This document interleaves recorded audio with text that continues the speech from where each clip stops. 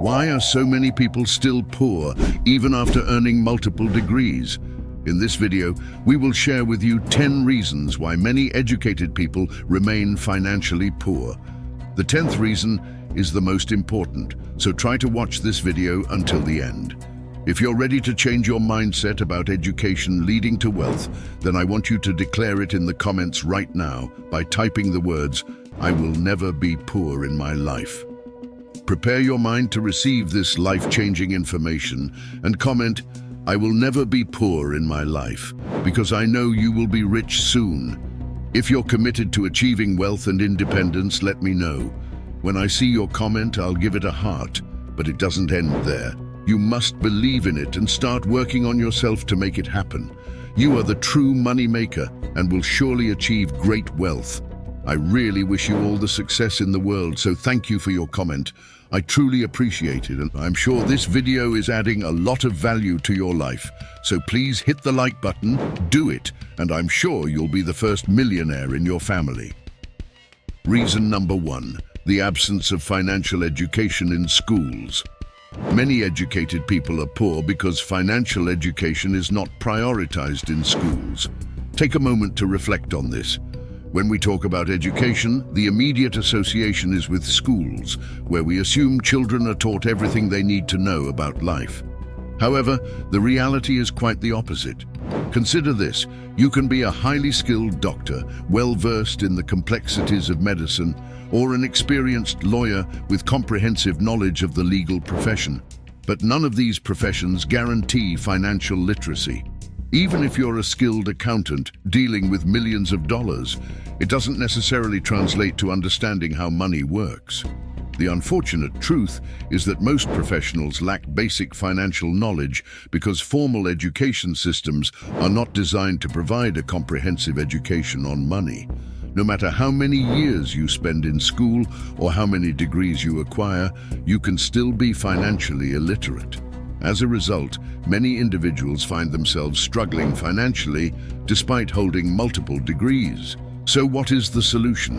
The key lies in seeking financial education through alternative means. This may involve reading insightful books, listening to audio training on money management, or watching educational videos on reputable platforms like YouTube. By consistently watching financial videos on our YouTube channel, Real Money, you can pave your way to financial freedom. We offer carefully curated content covering a wide range of topics, including money management, side hustles, investment, passive income streams, problem solving, and more. Whether you're just starting your financial journey or looking to enhance your financial literacy, we're here to provide guidance and support on your path to a brighter and more prosperous future. So, subscribe to our channel and click the notification bell. Reason number 2, the illusion of formal education. Most educated people are poor because most people become uneducated immediately after college. I'll explain further, but first let me ask you a question. What exactly do you think education is? For many people in the world, education is that degree they pursue at Harvard. For others, education is their certificate and diplomas. Don't tell anyone, but the honest truth is that education is not what you get in the classroom. Education is what you get every day of your life. A truly educated person is one who learns every day. True education is a lifelong journey of learning and growth. It's like sustenance for the mind, as essential as food and water. Just as we need oxygen, nutrition, and hydration daily, we must actively seek knowledge and learning every day of our lives. Now, this is not the case for many people because immediately after their first diploma, they don't learn anything significant anymore, as they believe they are already educated. Because these people don't take the time to learn new things, they are unlikely to come across the knowledge needed to create wealth. What is the solution? Instead of seeing it as a one-time achievement, we need to view it as an ongoing process, like drinking water to sustain our bodies. Just as we wouldn't go a day without hydrating, we shouldn't go a day without seeking to expand our minds and acquire new knowledge. By embracing education as a lifelong commitment and actively seeking learning opportunities, we can equip ourselves with the skills and insights needed to thrive in today's ever-changing world. Education is not just about what you learn in school. It's about the lessons you acquire from everyday experiences, interactions, and discoveries. Reason number 3, the trap of job dependency. Many educated people are poor because the longer you spend in school, the more likely you are to develop a deep desire for a job. Let's be honest, schools are structured to produce employees. So the longer you are immersed in that educational environment, the stronger your desire for a traditional job becomes. However, the reality is that a job rarely provides the leverage needed to create substantial wealth or achieve financial independence. The more you yearn for a job, the less likely you are to accumulate wealth. It's simple math. Working a job means relying solely on your own efforts, with limited capacity for exponential growth. Truly wealthy people are those who can leverage the efforts of many. They work smarter, not harder, collaborating with various minds and utilizing diverse resources.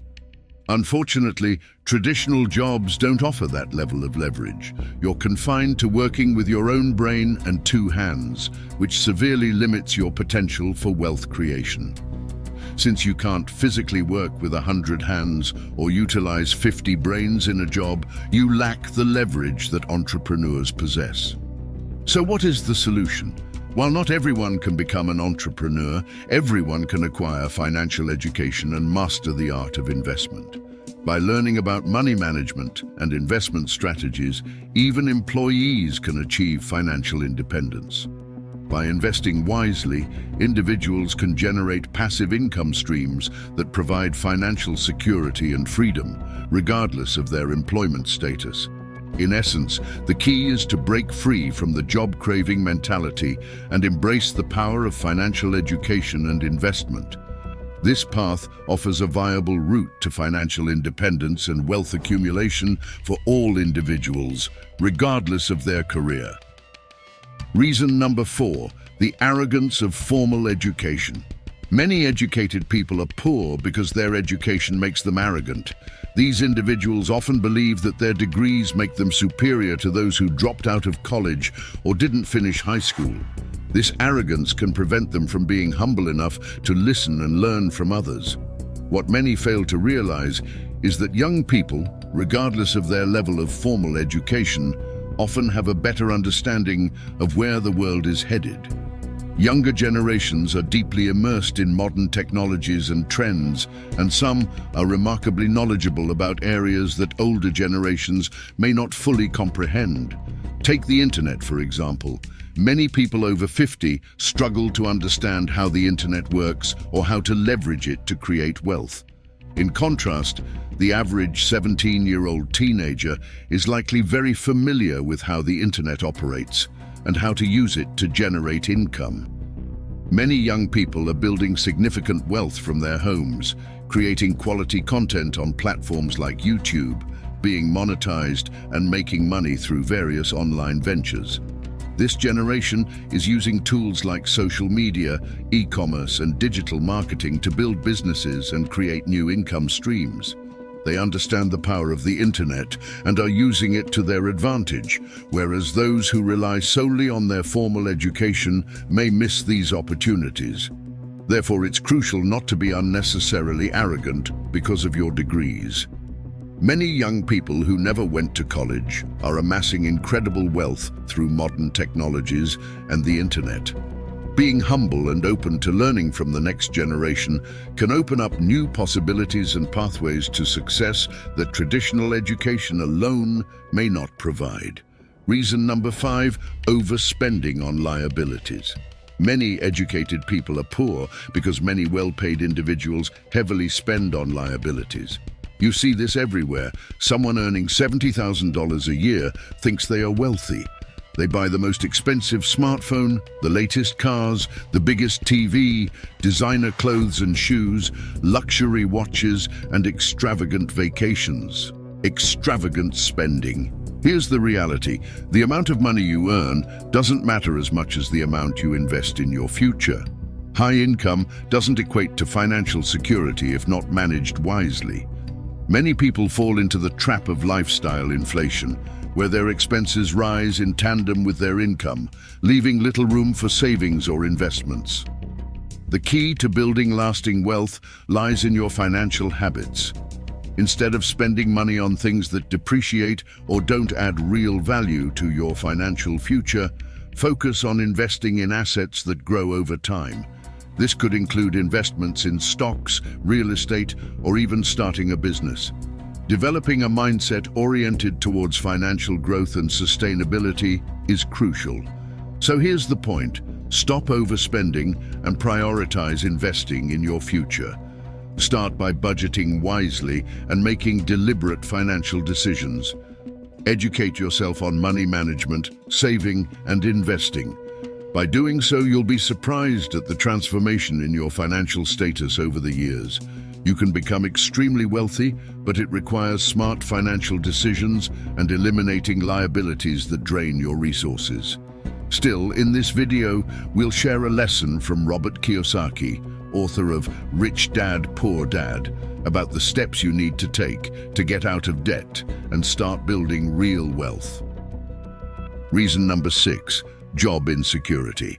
Many educated people can be poor because they lose their jobs. In today's economy, no matter how much education you have or how many degrees you hold, anything can happen and you can lose your job. While it's true that business owners also face the risk of losing their businesses, the comparison between losing a job and losing a business highlights a crucial difference.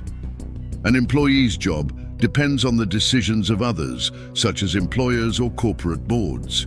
This lack of control means that even highly educated workers are vulnerable to layoffs, downsizing, or organizational restructuring. On the other hand, entrepreneurs have more control over their destiny. While they may also face unexpected disasters or economic crises that threaten their businesses, entrepreneurs often have the advantage of having built their ventures from the ground up. This experience often equips them with the skills and resilience needed to start over if necessary. In contrast, an employee who loses their job needs to re-enter the job market and seek new employment, which can be challenging and uncertain.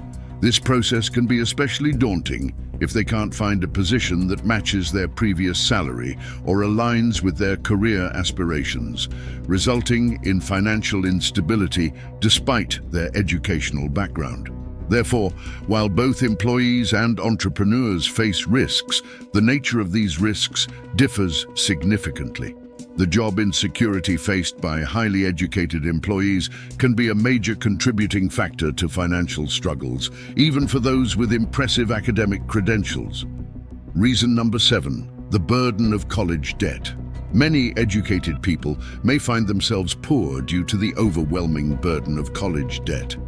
As of 2024, the average student loan borrower in the United States graduates with approximately $39,351 in debt. This number is just an average.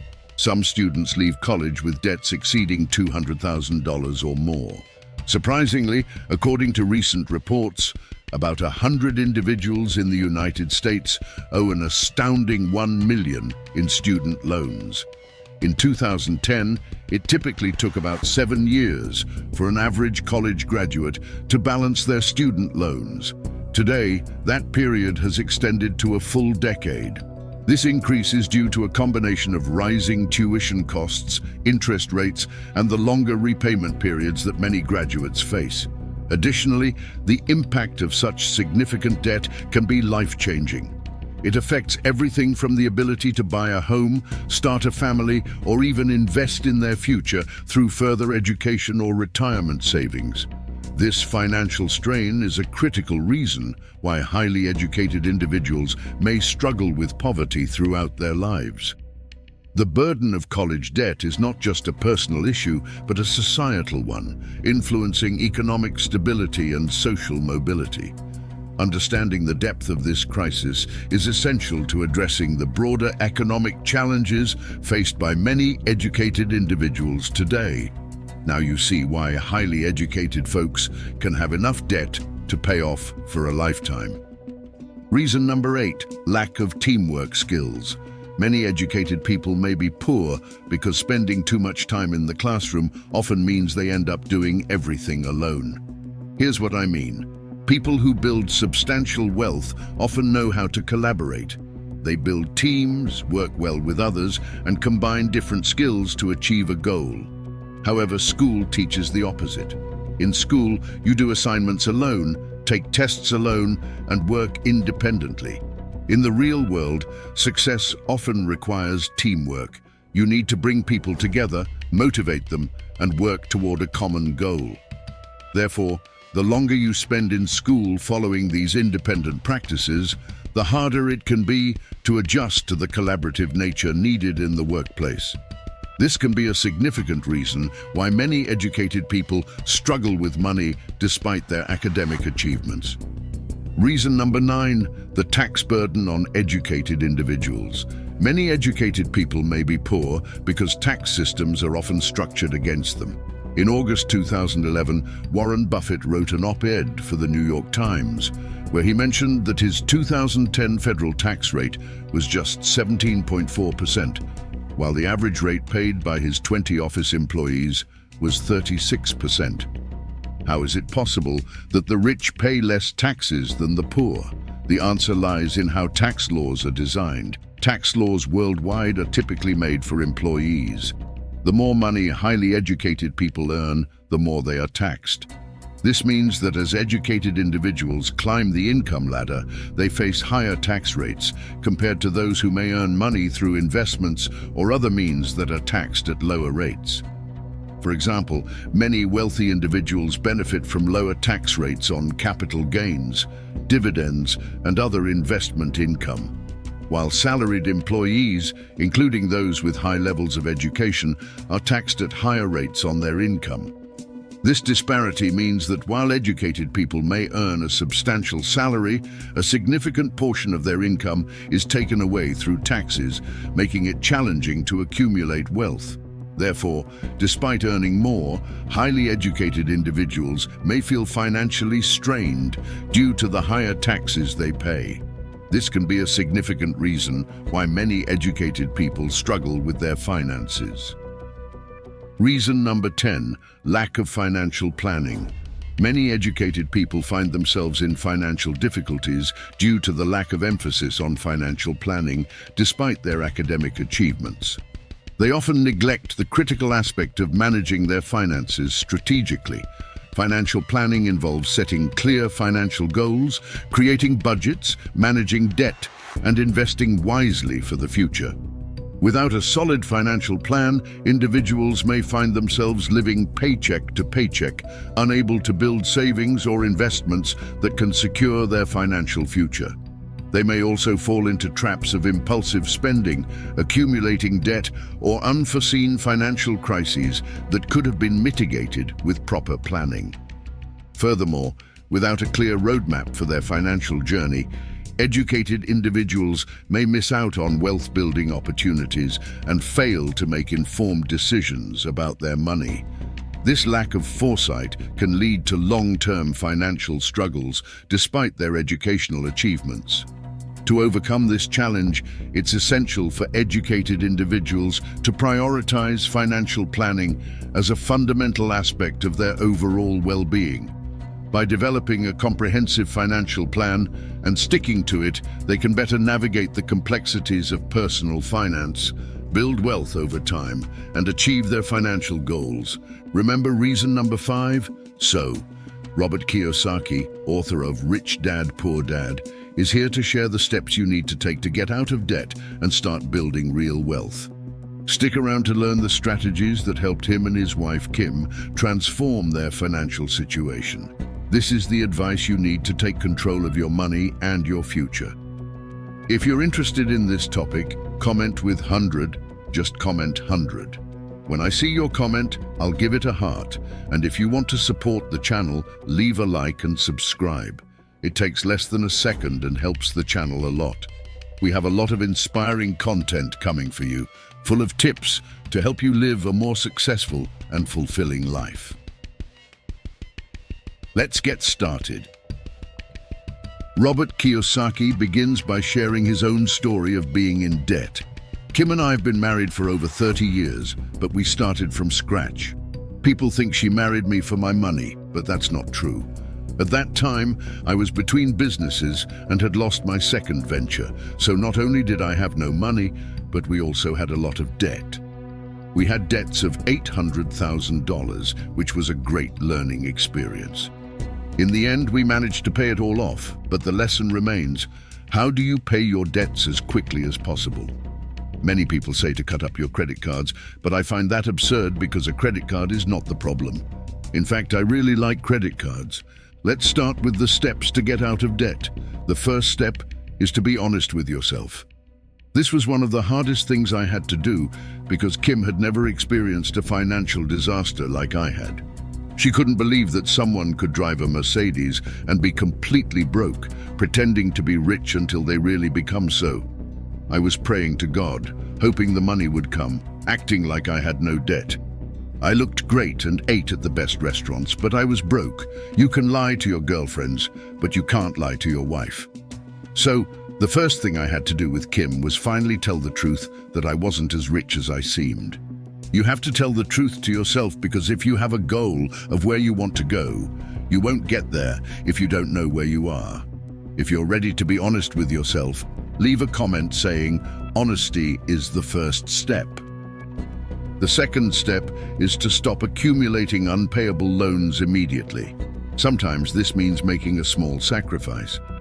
When Kim and I moved from Hawaii to California, we were homeless and living in the basement of an apartment. Sometimes we had to make do because we had no money. Kim only had a few dollars to get through the weekend until I got home on Sunday night.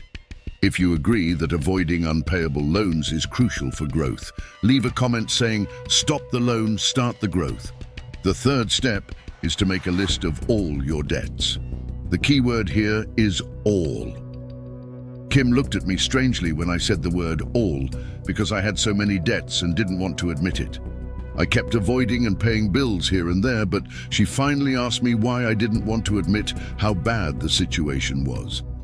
I called my last business and finally had to sit down and write to all the investors I owed money to, as well as all the family and friends I owed money. I felt bad for not paying earlier, so she made me sit down and write everything. Additionally, a credit card company can get pretty nasty when you don't pay, so I had to show the letters I was receiving and basically tell the truth and face it. I encourage you to comment if you've ever had a significant problem with debt or know someone who has. Share your story. Your experience can help those in need. If you believe in facing all your debts, leave a comment saying, "Face your debts, find your freedom." The fourth step is crucial if you are deeply in debt. There were times when I tried to do my own records, but when I was stressed, embarrassed, and upset about owing so much money, I didn't face the truth and wasn't very attentive to details. So Kim and I finally went to talk to my rich dad, and he recommended that we hire an accountant. At first, I thought it was too expensive, but my rich dad told me that rich people have accountants, while poor people don't keep accurate records. This is the fifth step. And after having a list of all your debts, you will create a visual picture of those debts to manage them effectively.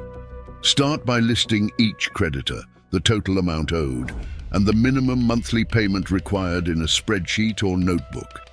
Visualize each debt clearly.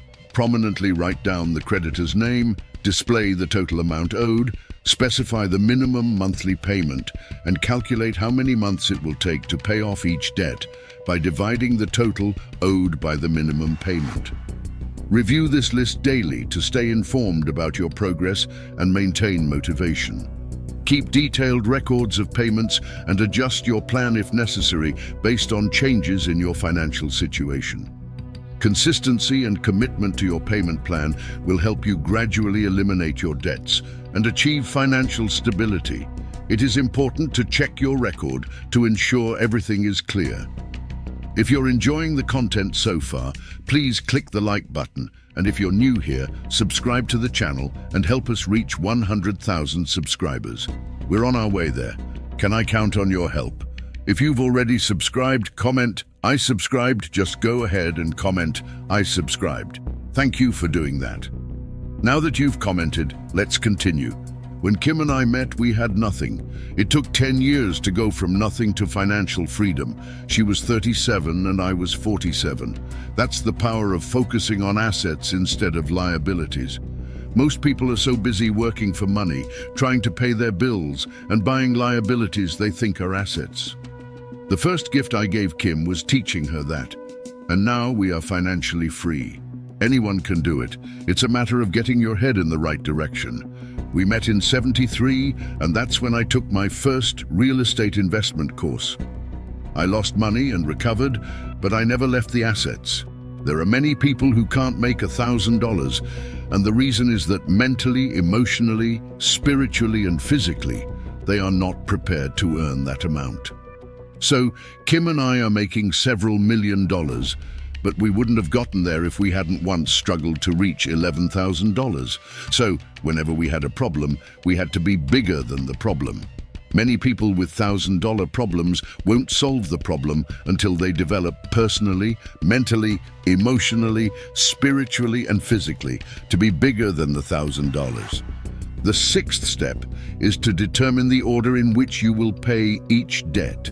List all your debts and assign each one a circular number from smallest to largest based on the total amount owed.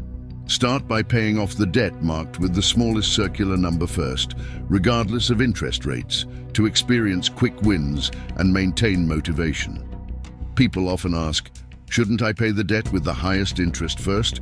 I don't want to keep paying those with the highest interest rates. But you don't necessarily need to do that in this formula. What you want is to see a quick result that shows this formula works, so we start with what is a debt you can pay off quickly. When you see this result and confirm that the formula is working, it encourages you to continue. That's why we start with the lowest number.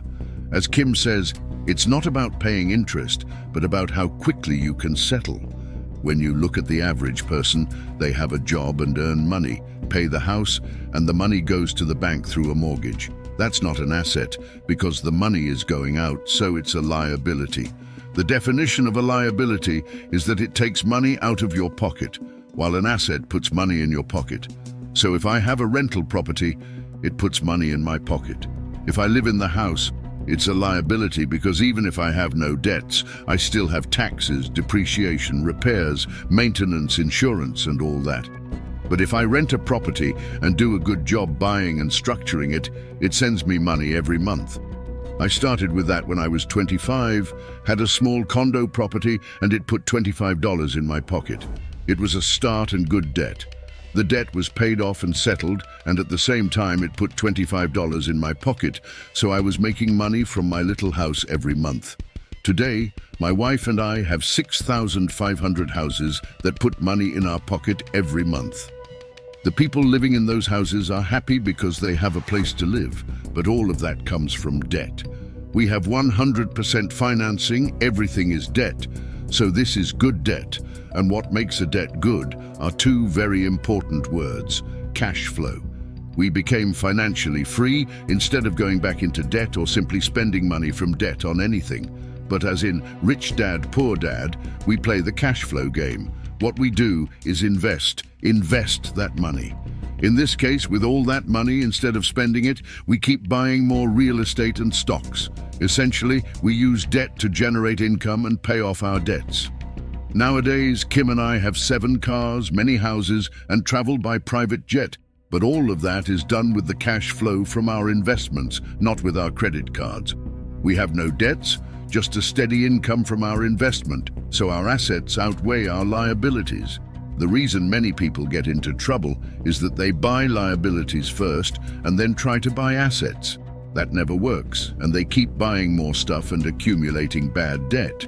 Instead, I buy my liabilities with my assets so I can have a great lifestyle. The best part is that we don't have to worry about money or anything because we simply have more and more money coming in constantly. This process requires discipline and dedication. Remember, it's a process that will take you from where you are to where you want to be. If you lack dedication and discipline, the process will crumble. I encourage you to share this video with people you know who may need this advice. If you want to continue learning about how to improve your finances and achieve wealth, subscribe to our channel. Here you'll find valuable content on investing, saving, and enhancing your personal finances. You can also learn from the experiences and advice of experts in the business and finance world who can help you achieve your financial goals. If this video has added value to your life and you hope to use it in the best way, I would love to hear your thoughts. Feel free to share your thoughts and also leave a comment saying, "I watched the video to the end, so give me a heart." When I see this comment, I will definitely give you a heart. You're still here, which shows that you are very resilient, and I want to congratulate you for that. You deserve all the success in the world. To know that you stayed until the end, comment like this, "until the end." When I see your comment, I'll give you a little heart. Now I'll let 2 videos appear on your screen that I made exclusively to teach you about the habits of the rich, and I'm sure it will add a lot of value to your life. Click on one of them and go watch. Do it now.